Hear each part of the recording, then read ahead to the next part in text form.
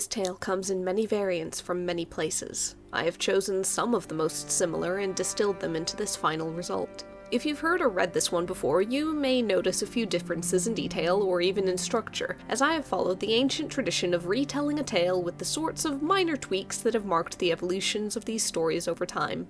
One of the choices I made was to remove an element of abuse, which many of the original tales included and excused, as I feel it rather sours the ultimate romantic conclusion of the tale. I am not the only one to do so. Some Grimm Brothers renditions edit it out as well. That aside, if you've heard other versions of this and wish to share, or if you'd like to put together your own retelling, feel free to do so in the comments. Without further ado, I give you a tale of all kinds of fur. It goes that a faraway king had a beautiful queen, and with her, an equally beautiful daughter. Tragedy struck, however, and the queen fell ill, even though she was not yet old, and she knew that her time had come. She called her husband to her side and told him that one day he might wish to remarry. If he did, he must make her a promise. He must ensure that whomever he married would be her equal in every way, and that he should not settle for any less. Grieving, the king denied any wish to wed another, but promised his wife he would follow her will to give her peace. So the queen passed, and the king mourned. In time, however, he began to consider remarriage, whether under the pressure of his council or else due to his own loneliness and the fading of the pain of loss. The queen's condition, however, proved a difficulty for him in this, for she had been beautiful beyond all compare, and this was the measuring stick he chose to judge all potential brides by. He called upon all the princesses of the land, but found no suitable match. Then he called upon all the high-born ladies, and those not so high, until he had searched and met and measured every woman in the region and found her wanting, for no matter what test he set them in his mind, or what measure he held them up to, they could not match his former queen. As he cursed the promise he had made in frustration, he beheld his daughter, and realized she had grown up into the very vision of her mother, her equal in beauty and grace. A terrible thought came to his mind, and he chose not to banish it, but to entertain it to its end. If he should marry his daughter, then his wife's condition would be fulfilled, and as such, this evil act would not only be justifiable, but wholly right. For what else could he possibly do, constrained by his word as he was, but honor it?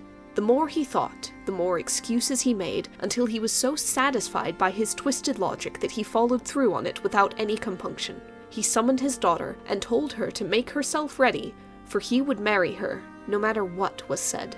The girl tried at first to refuse, but he would not be diverted, and made such threats against her that she had to think hard how to escape this fate. At last she went to her father, and feigned submitting to his will, agreeing that her mother's will left no recourse. Yet first, she begged, she must have for the ceremony and the celebratory feasts 3 dresses, one like the sun, one like the moon, and one like the stars, and all so cunningly crafted that they could each be folded into a nutshell. Further, she would see proof of his command of all the beasts of the land, and have made a rough coat from the pelts of every type of creature, wild and tame, all sewn together. Perhaps she meant for these tasks to be impossible to fulfill, or perhaps she wished to gain so much time by them that her father would return to his senses or be dissuaded by others. Instead, the king spared no expense, ordering the richest fabrics of gold and silver strung with jewels. Seamstresses worked night and day, and hunters scoured the land for any pelts not yet represented in the coat to be, and in less time than the princess may have wished, all was done as she had demanded, and the wedding date was set. So at last the princess took the only course left to her. She packed her 3 wonderful dresses in their nutshells, placed them in a pocket with what food and coin she could secret away, covered herself in dirt and ash and her pelt coat, and escaped the castle in the night, looking nothing like the beautiful princess all there knew her as. Who can say how long or far she wandered, but she was fortunate, and found some good people who took pity on the poor creature she was. They gave her food and shelter for a time, and directed her to a nearby kingdom to seek work at the castle there. Being now far from her father's reach, and in need of a means to feed herself, she took their advice and went to the castle kitchens. The cook admitted her to clean and sweep up the ashes, and there she remained, known only as All Furs, for the coat she always wore. Now the king of this castle was young and unmarried, and All Furs quite liked him from what she had seen. but she was wary of revealing herself too readily, in case he should reject her, forcing her from this new home, or worse, returning her to her old. So she remained, working quietly in the kitchens, until one day it was put out that the king would be hosting a ball. On that night, Allfurs asked the cook if she might go up and peek in at all the fine lords and ladies in the light. The cook allowed this, but warned her not to be seen and to hurry back, for the ashes would need sweeping at the end of the night. She then went in secret to where she had hidden her nutshells, washed the ash from her skin, and donned the golden dress. Shining like the sun, she entered the ball itself, and the king was awed by her beauty. He took her hand in a dance, and would have kept it for another, but she slipped away as soon as the song ended, and none saw where she went. As soon as she was away, she removed the dress and replaced it with the fur coat and ashes, and returned to the kitchens with none the wiser. Among the fine folk at the ball, however, all talk was about the beautiful lady dressed as the sun, and none could say where she came from or who she was. The king asked all he could think of, but to no avail, and that night he hardly slept for the mystery plaguing his mind. At last he decided that perhaps if she came to one ball, she would come to another, and so he arranged for a second ball to be held soon after. Once again, Allfurs begged permission of the cook to go and see the ball on that night. Again he allowed it, and this time she attended in her silver dress, gleaming like the moon. The king took her hand for a dance, and though struck nearly dumb, managed at the last to ask her for her name and parentage. "I have no father or mother," she said, "and am known only for the manner in which I am clad." "Sun, or moon, or heaven itself?" asked the king, but she withdrew her hand and escaped. And despite the shining dress, she vanished as if spirited away, so that the king began to wonder if she was a mortal woman at all. As for Allfurs, she returned to the kitchen once again, with none the wiser, still wary to reveal herself but hoping against hope for another ball, and another chance to dance in the light with the handsome young king who was so kind to her.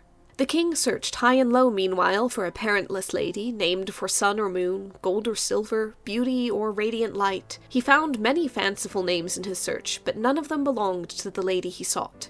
At his wit's end, he decreed that yet another ball be held, and this time, he thought, he would find some way to convince her to stay. Thus, for the third time, Allfurs asked permission to go see the ball, and was granted it, and she clad herself in her dress of stars and entered.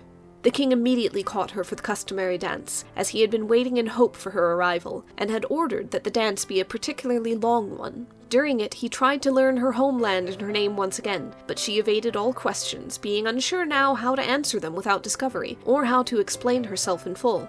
At last the king insisted that she take a ring from him as a token of his esteem, and begged her for a sign of her own favor, should she be inclined to give it one day.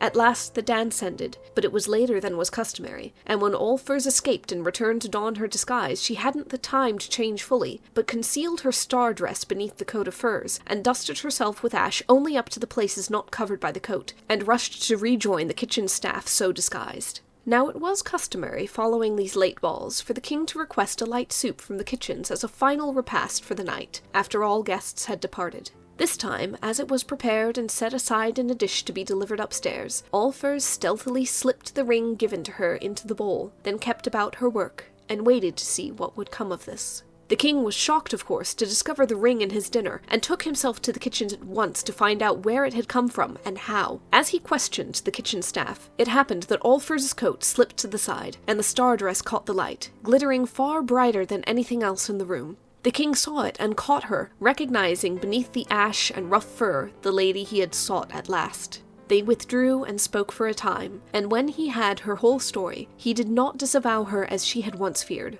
or drive her out, or return her, or even send word to her father. Instead, he asked her hand himself. She gave it, and they were wed and lived quite happily together thenceforth.